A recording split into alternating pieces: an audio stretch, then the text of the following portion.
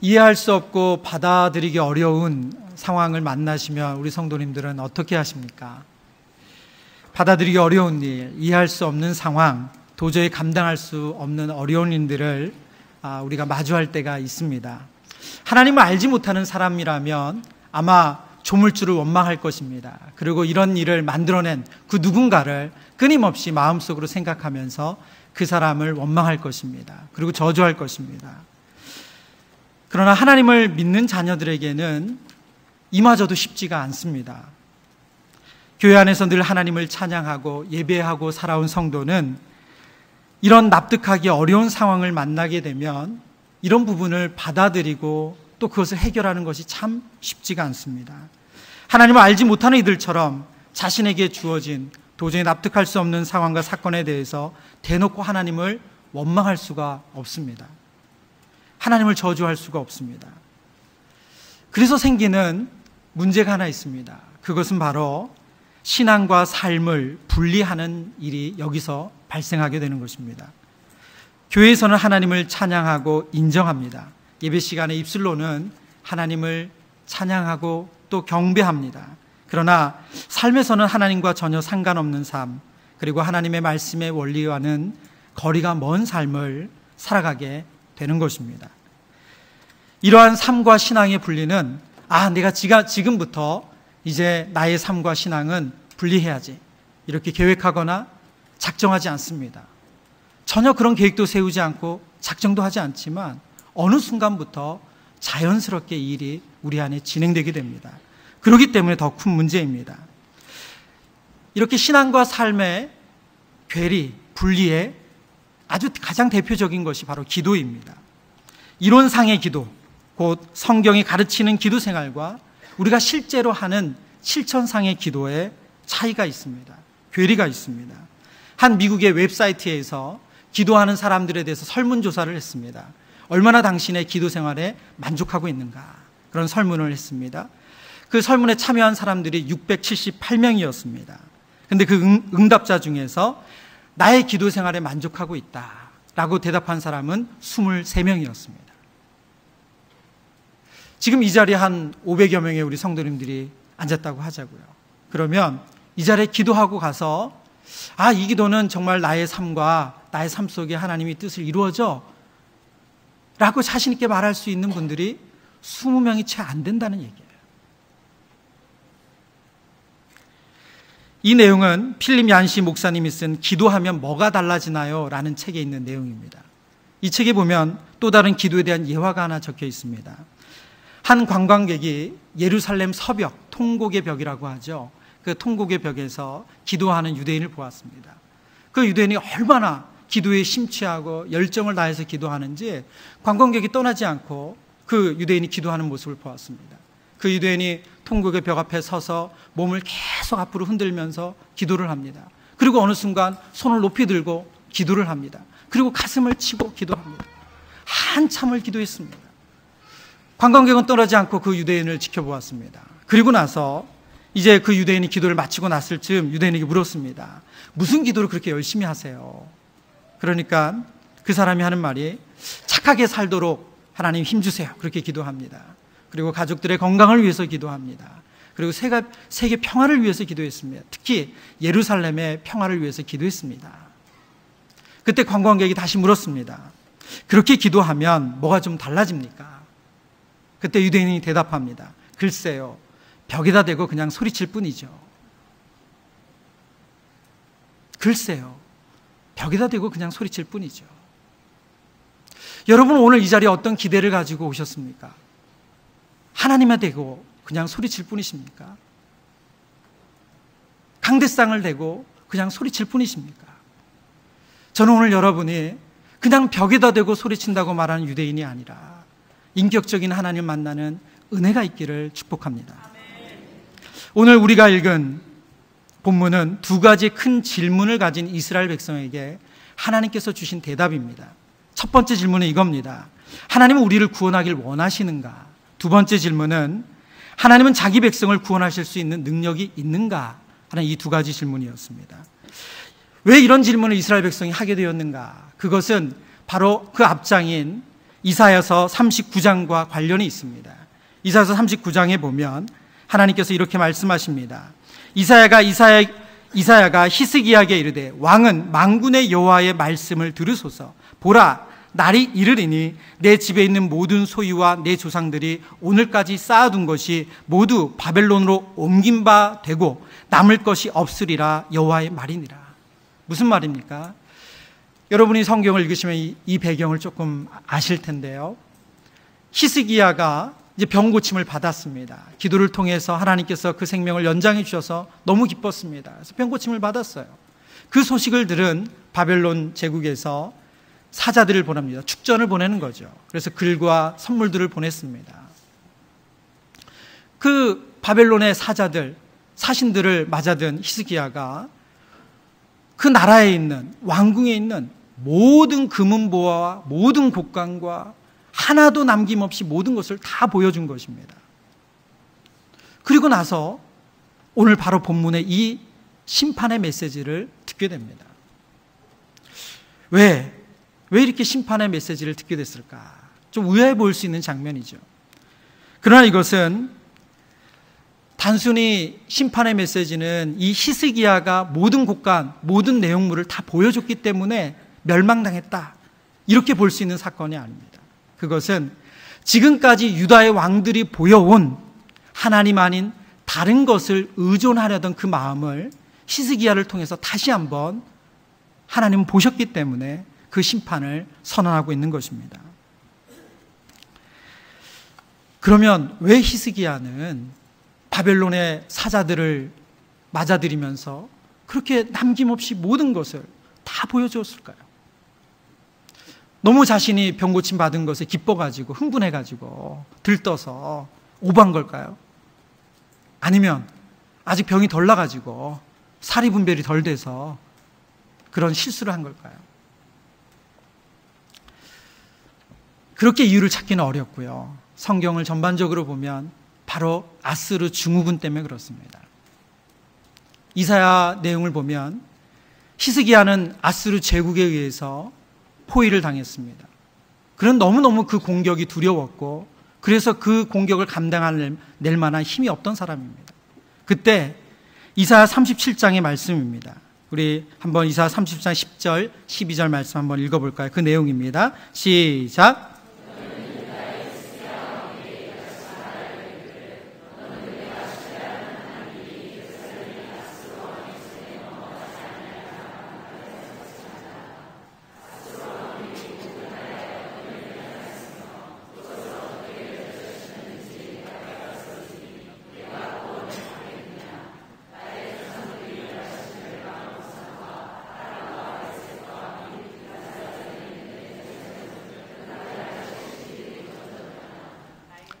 히스기야는 이 아수르 제국의 왕이 보낸 이 편지를 받아들고 이 편지를 가지고 성전에 올라가서 하나님 앞에 무릎을 꿇고 울며 기도합니다.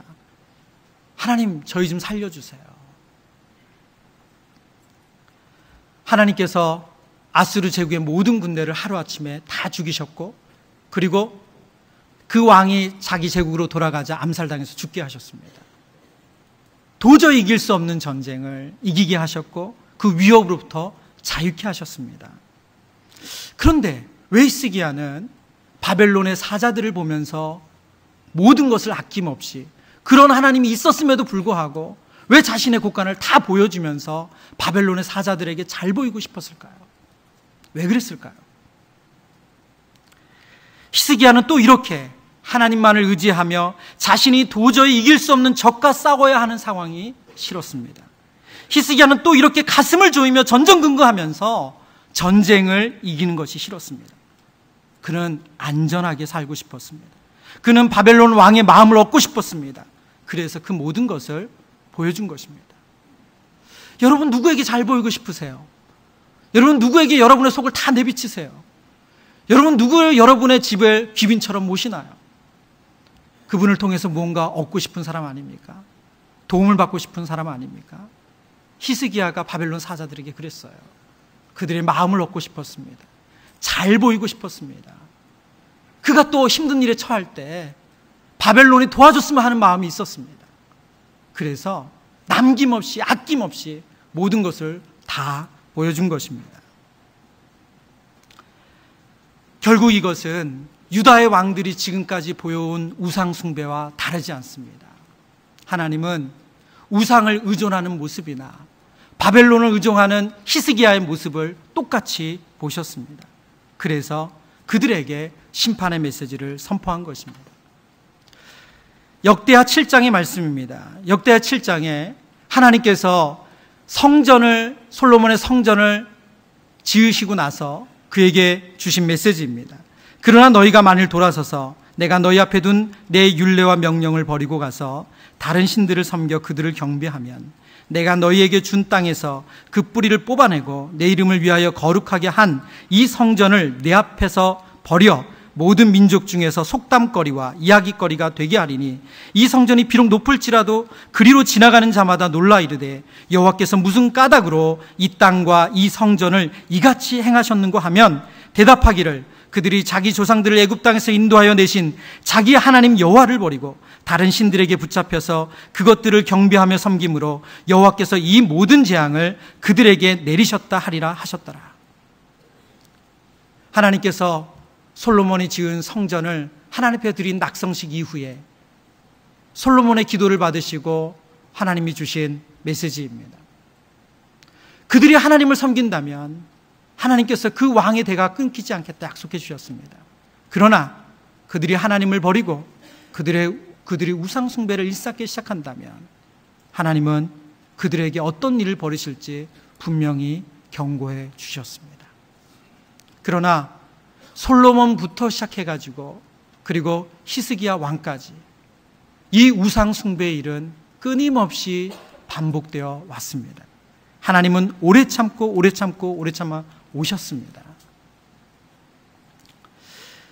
이제 이스라엘 백성들에게는 절망입니다. 도저히 받아들일 수 없는 상황입니다. 왜냐하면 그들이 그토록 신뢰했던 예루살렘 성이 무너질 것입니다. 아니요, 더 중요한 것은 예루살렘 성전이 무너집니다. 하나님이 계신다고, 하나님이 임재한다고 생각했던 예루살렘 성전이 파괴된다고 합니다. 그리고 모든 이스라엘 백성들이 포로로 끌려당한다고 합니다.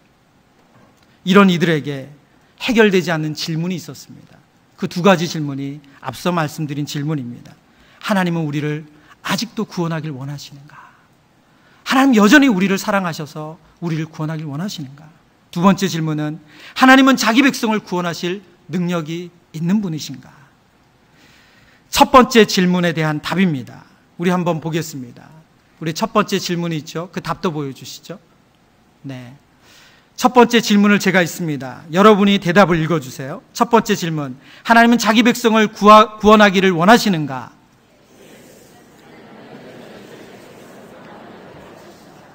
그렇습니다. 하나님은 이스라엘 백성의 심판을 선포하시고 그들이 포로로 끌려갈 것을 선포하셨지만 하나님은 여전히 그들을 사랑하셨고 그들을 구원하신다. 그리고 내가 그 마음으로 너희를 사랑한다 말씀하시는 분이십니다. 바로 이사야 40장 1절 2절의 말씀입니다. 제가 읽어드립니다. 너희의 하나님이 이르시되 너희는 위로하라. 내 백성을 위로하라. 너희는 예루살렘의 마음에 닿도록 말하며 그것을 외치라. 그 노역의 때가 끝났고 그 죄악의 사함을 받았느니라. 그의 모든 죄로 말미암아 여호와의 손에서 벌을 배나 받았느니라 할지니라 하시니라. 이스라엘 백성들, 버림받았다고 생각한 이스라엘 백성들, 바벨론으로 포로로 끝나가면 이제 모든 것이 끝이라고 생각한 이스라엘 백성들에게 하나님 뭐라고 말씀하십니까? 위로하신다고 말씀하세요. 위로하신다고. 그리고 내가 너희의 죄를 사했다 말씀하십니다. 내가 너희의 죄를 사한다. 하나님께로부터 버림받았다고 생각하는 그들에게 하나님은 이렇게 말씀하십니다. 우리의 삶 속에 도저히 받아들일 수 없고 이해할 수 없는 상황을 만날 때 우리 안에 소리내서 말하진 않지만 우리도 이스라엘 백성처럼 이런 의문을 던집니다. 하나님 여전히 저를 사랑하시나요? 하나님 여전히 저를 구원하실 마음은 있으신가요? 하나님 뭐라고 대답하십니까? Yes. Yes. 하나님 여전히 우리를 사랑하신다 말씀하십니다. 그리고 우리를 구원하신다 말씀하십니다. 이사야 40장 9절의 말씀입니다. 소리내서 우리 함께 읽도록 하겠습니다. 표준 세번역 성경으로 기록되어 있습니다. 함께 읽습니다. 좋은 소식을 전하는 시온아, 어서 높은 산으로 올라가거라. 아름다운 소식을 전하는 예루살렘아, 너의 목소리를 힘껏 높여라. 두려워하지 말고 소리를 높여라. 유다의 성읍들에게 여기에 너희 하나님이 계신다 하고 말하여라. 여기에 너희 하나님이 계신다. 직역하면 보라, 하나님이시다, 그 말입니다. 하나님의 임재를 하나님께서 약속하고 계십니다. 하나님은 우리를 버리셨다. 하나님은 우리를 포로로 보내신 걸 보니까 하나님이 이제 나와 상관이 없으시다. 하나님 나의 구원에 상관이 없으시다. 하나님 우리를 버리셨다. 이런 마음을 가지고 있는 이스라엘 백성에게 보라, 하나님이시다. 보라, 하나님이 여기에 함께 계신다. 이 메시지는 그들에게 너무나도 기쁜 메시지죠. 그런데 저는 이 말씀을 묵상하면서 이상한 것을 하나 발견했습니다. 그것은 무엇이냐면, 이사야 선지자가 말하는 것처럼 오늘 본문의 내용을 보면, 제가 표준 세번역 성경으로 여러분에게 함께 읽었는데, 어떤 번역 성경으로 읽어도 이사야 선지자는 이 구절의 메시지를 전하면서 되게 격정적이에요. 말하자면 좀 흥분해 있습니다. 그런데 저는 그렇게 이 메시지가 대단하게 들리지 않는다는 거예요. 이 말씀을 읽으면서 제 마음에 감동이나 제 마음에 어떤 눈물 찔끔하는 그런 마음이 전혀 안 들더라는 거예요. 보라, 하나님이시다. 여기에 너희 하나님이 계신다. 선지자 이사야는 높은 곳에 올라가서 목소리 높이라고 외치고, 그리고 두려워하지 말고 소리 크게 내라고 말하고. 근데 왜 나에게는 이 메시지가 이렇게 크게 와닿지 않을까? 도대체 이사야 선지자와 이 말씀을 들었던 이스라엘 백성하고 나는 무엇이 다르기 때문에 이렇게 이 메시지가 그렇게 감동적이지 않을까? 제가 이렇게 말씀을 묵상하고 있을 때 얼마 전 보았던 덕혜옹주라는 영화가 생각이 났습니다. 덕혜옹주라는 영화의 한 장면 가운데 일본인과 결혼한 덕혜옹주가 집에서 가사 일을 하고 있습니다.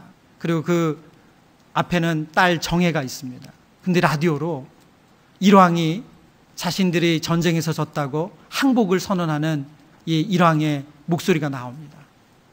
광복을 맞은 거죠. 이 라디오 소리를 듣고 덕혜옹주는 정말 기뻐서 어쩔 줄은 몰라 합니다. 너무너무 기뻐해요. 그리고 그 딸을 부둥켜 안고 이제 한국으로 돌아가게 됐다고, 아니 조선으로 돌아가게 됐다고 너무너무 기뻐하고 감격스러워합니다. 근데 반면 딸 정혜는 너무 어리둥절해요. 저는 이 두 대비되는 장면이 생각이 났습니다. 오늘 이 메시지를 받아든 이스라엘 백성 히스기야는 너무너무 기뻤을 거예요. 그런데 저에게는 그런 감격이 없습니다. 광복은 나라를 뺏겨본 사람에게는 너무나도 큰 기쁜 소식입니다. 근데 상징적으로 저는 하나님이 거하시는 성전과 하나님이 다스리는 나라를 잃어본 적이 없습니다. 그렇기 때문에 이사야나 그 백성들과 다릅니다. 심판과 포로, 이스라엘의 멸망을 선포받은 그들에게 하나님이 여전히 그들을 사랑하시고 하나님이 너희 하나님 되신다 라는 메시지는 너무 큰 기쁜 소식인데, 그리고 목소리에 힘을 줘서 외쳐야 되는 소식인데 저에게는 그렇게 다가오지 않았던 것입니다. 그럼 여러분, 어떻게 하면 우리에게 보라, 하나님이시다, 보라, 하나님이 여기 계시다, 이 말씀이 우리에게 기쁜 소식으로 들릴 수 있을까요? 하나님의 임재, 여러분 그런 말씀 많이 듣지 않습니까? 하나님 우리와 함께 하십니다. 여러분 그 메시지만 들으면 여러분의 시름과 근심이 사라진다는 거예요. 근데 여러분 어떠세요? 하나님이 집사님과 함께 계세요. 그럼 여러분의 근심이 사라지세요? 아이가 고3인데 하루 종일 게임만 해요. 근데 여러분, 어느 집사님과 하나님 함께 계세요. 여러분 그 근심이 싹 사라지나요?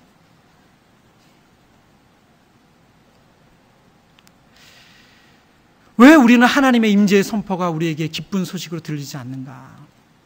저는 이것을 고민하면서 우리가 하나님의 사랑과 임재를 대신하고 있는 위로와 가짜 평안이 있다는 것을 생각해 보게 되었습니다.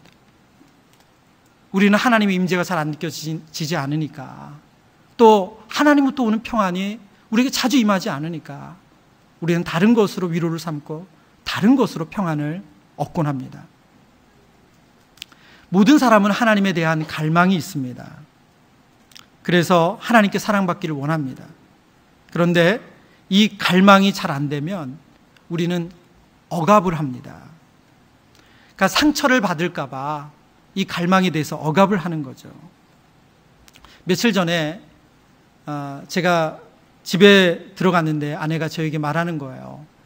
왜 오늘 출근할 때 막내가 아빠 나간다고 서서 인사로 나갔는데 모른 체 하고 나갔냐는 거예요. 그래서 저는 그런 적이 없거든요. 저는 이제 나갈 생각만 하냐고 못 본 것 같아요.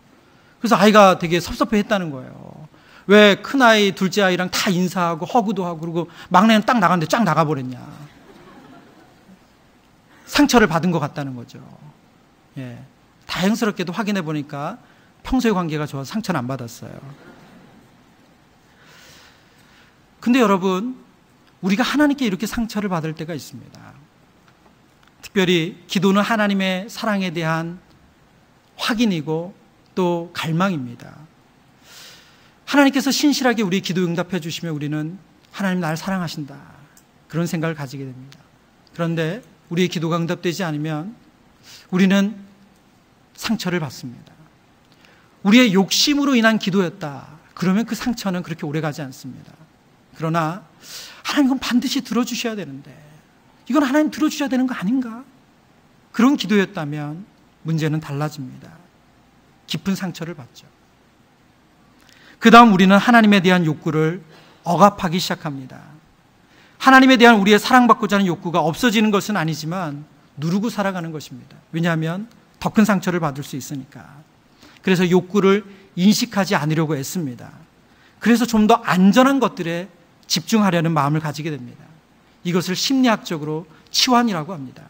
진짜 사랑을 받아야 될 대상이 있는데 그 대상이 사랑을 주지 않으니까 조금 더 안전한 대상을 선택해서 그것을 통해서 사랑을 확인하는 것입니다.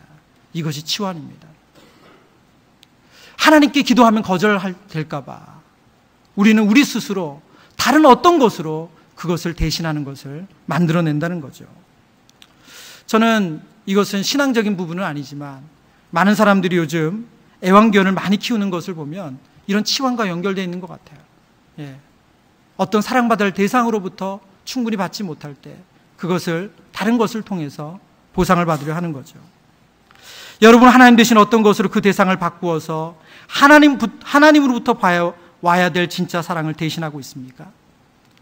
저는 이것을 묵상하면서 때로는 영적인 리더가 하나님을 대신할 수 있다라는 생각도 해봤습니다. 하나님의 사랑을 확인하는 것은 힘드니까 눈에 보이는 영적인 리더로부터 사랑을 확인하는 겁니다. 그것은 빨리 확인될 수 있고 그리고 내가 원하면 받을 수 있으니까. 만약 여러분께서 보라 하나님이시다, 보라 하나님이시다, 이 기쁨의 메시지가 여러분의 문제 상황 가운데 하나님 주시는 기쁨의 소식으로 들리지 않는다면 여러분이 무엇으로 하나님 사랑을 대신하고 있는지 여러분 확인해 보셔야 됩니다. 하나님이 나와 함께 하신다, 이것은 우리에게 기쁨의 소식이어야 됩니다. 가짜 위로로 억압이 있다면 가짜 평안의 선두주자에는 중독이 있습니다. 중독, 의존증이죠. 우리는 지금 중독된 사회를 살고 있습니다. 많은 심리학자들은 억압보다 중독이 더 해롭다고 말합니다. 억압은 욕구를 억누르는 반면에 중독은 욕구에 대한 집착을 말합니다. 특정한 행위나 사물 혹은 사람에 대해서 스스로 속박시키는 것이 중독입니다. 이 중독의 특징은 집착입니다. 집착하다는 어원은 못 박다 그 뜻입니다. 이 아타시라는 프랑스어에서 왔는데 못 박는 겁니다. 거기서 벗어나지 못하는 거죠. 그것으로부터 만족을 얻고 기쁨을 얻는 겁니다. 중독의 대상과 행위는 우리에게 만족을 줍니다. 위로를 줍니다. 여러분, 그런데 사람들이 중독된 거 우리 잘 알고 있지 않습니까? 니코틴, 흡연이 담배로부터 오는 거예요. 예, 알코올. 근데 여러분, 왜 이렇게 몸에 해롭다는 걸 알면서도 멈추질 않을까요? 커피, 설탕 덜 해롭기 때문에 중독돼도 괜찮습니까? 예. 여러분, 등산, 골프 중독돼도 괜찮을까요? 저는 어떤 분의 얘기 듣고 깜짝 놀랐습니다. 등산은 되게 몸에 좋은 거니까 이건 많이 해도 괜찮은 줄 알았어요. 근데 그분은 등산 중독이에요. 왜냐하면 연골이 다 나갔어요. 우리나라에 좋은 산은 다 다녀서 연골이 다 나갔어요. 근데 주말만 되면 나가고 싶어서 막 어쩔 줄 몰라요. 제대로 걸을 수도 없는 분이에요. 중독이죠. 왜 이럴까요? 여러분, 중독은 욕구를 소진시킨다고 합니다. 우리의 삶의 에너지를 특정한 것에 집착하게 하고 강박을 가지게 해서 다른 것에 균형 있게 쓸 에너지를 남지 않게 하는 거죠. 그게 중독이에요. 여러분, 올림픽 보는 게 무슨 죄겠어요? 그렇죠? 올림픽 보고 나서 그 다음날 일상적인 생활하면 괜찮잖아요. 근데 왜 좋냐고요? 왜 운전할 때 좋냐고요? 왜 해야 될 일을 안 하냐고요? 그게 문제 아니겠어요? 중독은 바로 이런 일을 만들어냅니다. 영적으로 중독은 고질적인 형태의 우상숭배라고 중독과 은혜라는 책을 쓴 제랄드 메이가 말합니다. 제랄드 메이는 이어서 이렇게 말합니다. 중독의 대상은 우리의 거짓 신들이다. 우리는 사랑 대신에 이것들을 숭배하고 이것들을 정성을 기울이며 시간과 에너지를 바친다. 중독은 그렇게 우리의 가장 깊고 진정한 욕구의 대상이 되고 그리고 그 사랑의 대상이 되신 하나님을 대체한다. 여러분, 하나님 우리가 여가 즐기는 거, 음식 먹는 거, 운동하는 거 싫어하는 분이 아니십니다. 우리가 교회 안에만 있기를 원하시는 분은 아니세요. 그러나 하나님께로부터 채워야 될 사랑을 우리가 다른 것으로 대체하고 있다면 그것은 우상이다. 하나님 말씀하고 있습니다. 여러분이 어떤 상황, 어떤 어려움 가운데 있습니까? 그러나 그 어떤 어려운 상황, 어떤 형편에 있다 할지라도 보라! 하나님이 여기 계시다. 이 메시지가 여러분에게 담비와 같은 메시지여야 됩니다. 여러분을 너무 기쁘게 하는 메시지여야 돼요. 골프 치러 가자. 그럼 눈이 번쩍 띄어지고. 여러분, 이게 아니고요. 두 번째 이스라엘 백성이 가졌던 질문입니다. 하나님은 자기 백성을 구원할 수 있는가? 하나님의 대답입니다. 예스! 하나님은 크고 강한 능력으로 우리를 구원하는 분이시라는 것입니다. 하나님이 우리 구원하실 마음이 있다 할지라도 하나님이 우리를 구원하실 능력이 없다고 한다면 그것은 또 다른 문제입니다. 아스르의 공격을 받으며 유다 백성들은 혼란스러웠습니다. 왜냐하면 히스기야 36장 1절의 말씀입니다. 히스기야 왕 14년에 아스르 왕 사네립이 올라와서 유다의 모든 견고한 성을 쳐서 취하니라. 여러분, 유다의 모든 견고한 성을 쳐서 무너뜨리고 이제는 예루살렘까지 에워쌌습니다. 너무나도 감당할 수 없는 위협이죠. 뿐만 아니라 아수르의 장수 랍사게는 히브리 말로 이 유다의 성벽을 돌면서 말합니다. 너희 주변의 모든 나라, 모든 신들이 다 우리 앞에 무릎 꿇었다. 너희일까 보냐? 너희일까 보냐? 어떤 신이 아수르 제국을 이겼냐? 여러분, 동일하게 사단은 우리에게 이렇게 말합니다. 저와 여러분이 해결되지 않는 문제를 만나고 정말 바랬는데도 불구하고 그대로 일이 풀리지 않을 때, 그래서 우리 상황 가운데 절망이 찾아올 때 사단이 우리 가운데 주는 의문이 뭡니까? 정말 하나님은 나를 여기서부터 구원할 능력이 있는 분이신가? 정말 하나님은 내 문제를 해결할 수 있는 능력을 가지신 분인가? 그런 의문을 사단이 갖게 한다는 것입니다. 하나님의 대답입니다. 이사야 40장 12절부터 17절 말씀, 오늘 본문의 말씀이죠. 우리가 소리내서 한번 크게 읽도록 하겠습니다. 함께 읽습니다. 누가 손바닥으로 바닷물을 헤아렸으며 뼘으로 하늘을 쟀으며 땅의 티끌을 되에 담아 보았으며 접시 저울로 산들을 막대 저울로 언덕들을 달아 보았으랴. 누가 여호와의 영을 지도하였으며 그의 모사가 되어 그를 가르쳤으랴. 그가 누구와 더불어 의논하셨으며 누가 그를 교훈하였으며 그에게 정의의 길로 가르쳤으며 지식을 가르쳤으며 통달의 도를 보여주었느냐. 보라, 그에게는 열방이 통에 한 방울 물과 같고 저울의 작은 티끌 같으며 섬들은 떠오르는 먼지 같으리니 레바논은 땔감에도 부족하겠고 그 짐승들은 번제에도 부족할 것이라. 그의 앞에는 모든 열방이 아무것도 아니라 그는 그들을 없는 것 같이 빈 것 같이 여기시느니라. 아멘. 여러분, 이 말씀을 읽으시면서 어떤 생각이 드셨습니까? 너무 터무니없는 말씀이다. 혹시 이런 생각 하셨습니까? 손바닥으로 바닷물을 헤아린대요. 여러분, 이렇게 손바닥을 떠가지고 바닷물을 헤아린다는 겁니다.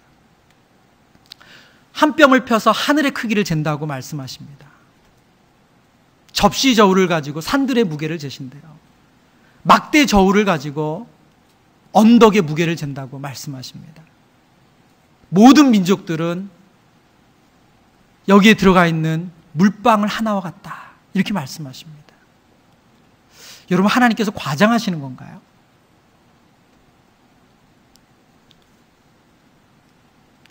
근데 저는 이 말씀을 처음 읽을 때 과장으로 읽었습니다. 아, 하나님 능력이 크다는 걸 과장하시는구나. 그래서 모든 민족의 사람들은 통에 물방울에 하나 같고, 산들은 접시 저울로 잴 수 있고, 하늘이 아무리 커도 손바닥으로 잴 수 있고, 세상의 물을 하나님이 손으로 이렇게 져서 담을 수 있다. 하나님이 크신 분이라는 것을 과장한 거구나. 여러분, 이게 과장법이라고 한다면 크기를 크게 해서 과장법이 아니죠. 여러분, 오늘 이 말씀은 하나님이 어떤 분이신지를 보여주는, 비교할 수 없는 하나님이 얼마나 크신 분인지를 보여주는 말씀입니다. 그러나 우리의 문제는 뭐냐면 이것을 과장이라고 생각하는 거예요. 에이, 그 정도는 아니야. 그 정도는 아니야. 여러분, 하나님은 그 정도 아니신 분입니까? 여러분, 하나님의 손이 너무 작아서 하늘의 크기를 잴 수 없습니까? 하나님의 두 손을 다 모으면 바닷물을 다 담을 수 없습니까? 여러분, 이 말씀은 하나님이 어떤 분인지를 있는 그대로 보여주는 말씀입니다. 하나님은 비교할 수 없을 정도로 크신 하나님이세요. 여러분, 하나님은 온 우주를 만드신 분이십니다. 이것을 오늘 이사야서는 한 번 더 말씀하고 있습니다. 40장 26절입니다. 너희는 눈을 높이 들어 누가 이 모든 것을 창조하였나 보라. 주께서는 수요대로 만상을 이끌어내시고 그의 모든 이름을 부르시나니 그의 권세가 크고 그의 능력이 강함으로 하나도 빠짐이 없느니라. 히스기야와 남유다가 두려워했던 아수르, 바벨론, 여러분, 역사의 흔적도 남지 않았습니다. 다 사라졌습니다. 그러나 하나님은 영원하십니다. 하나님은 여전히 역사를 움직이고 계십니다. 하나님은 여전히 우주를 움직이고 계십니다. 하나님은 여전히 다스리고 계십니다. 영원하신 하나님은 실제입니다. 여러분, 하나님을 작게 여기지 않으십니까? 여러분의 문제가 너무 커서 하나님은 작아 보이지 않으십니까? 여러분의 문제를 과장하지 마시고 오늘 성경이 말씀하신 그 하나님, 손을 피면 이 손 안에 하늘이 다 들어오는 그 하나님, 여러분, 그 크신 하나님, 비교할 수 없을 정도로 크신 하나님을 만나는 은혜가 있기를 축원합니다. 저는 어제 저희 교회 순장님을 만났습니다. 신임 순장님이셨어요. 신임 순장님 다락방을 맞자마자 다락방 안에 너무나도 어려운 일이 생겼습니다. 순원에게 너무나도 힘든 일이 생겼어요. 순장님이 열심히 직장 생활하시고 참 탁월하게 잘하시는 분이셔서 문제가 생기면 잘 해결할 만한 그런 능력이 있는 분이세요. 그런데 너무나도 어쩔 수 없는 상황에 순원의 앞에 서니까 문제의 답은 고사하고 어떤 말도 할 수가 없더래요. 뭐라고 말해야 될지를 모르겠더래요. 그런데 그 순원이 하나님 앞에서 그 문제를 해결되어지는 그 과정을 보면서 순자님께서 하신 말씀이 있어요. 목사님, 입이 다물어져요. 목사님, 입이 다물어져요. 입이 다물어져요. 입이 다물어져요. 여러분, 크신 하나님을 만나면 입이 다물어집니다. 너무나도 크신 하나님을 만나면 입이 다물어져요. 그리고 우리가 얼마나 작은 자인지가 보입니다. 그리고 순자님 이어서 말씀하시더라고요. 그리고 하나님이 기대가 돼요. 여러분 얼마나 힘들고 어려운 일을 겪고 계신지는 잘 모릅니다. 그러나 오늘 남유다 히스기야에게 하나님 주셨던 메시지, 하나님은 그 백성을 구원할 수 있는 능력이 있는 분이십니까? 예스! 하나님은 자기 백성을 구원할 수 있는 능력이 있는 분이십니다. 그 크신 하나님 앞에서 우리가 입이 다물어졌으면 좋겠습니다. 하나님을 기대했으면 좋겠습니다. 오늘 이 밤에 그 하나님을 만나는 은혜가 있기를 축원합니다. 말씀을 정리합니다. 여러분, 하나님이 함께 계신다는 것이 여러분에게 가장 기쁜 소식이 되어야 됩니다. 여러분이 가짜 위로, 가짜 평안으로 여러분이 지금 만족하며 신앙생활을 하고 계시다면 여러분은 이 복음 앞에 감격할 수 없습니다. 여러분 혹시 성경을 보면서 하나님이 함께 하신다는 이 메시지 앞에 감격하지 않는다면 다른 것으로 내가 위로받고 있지는 않은지, 내가 다른 것으로 평안을 얻고 있지 않은지 여러분 자신을 돌아보셔야 됩니다. 그리고 전능하신 하나님, 저와 여러분을 초월하시는 그 하나님을 만나는 은혜를 누리시기를 축원합니다.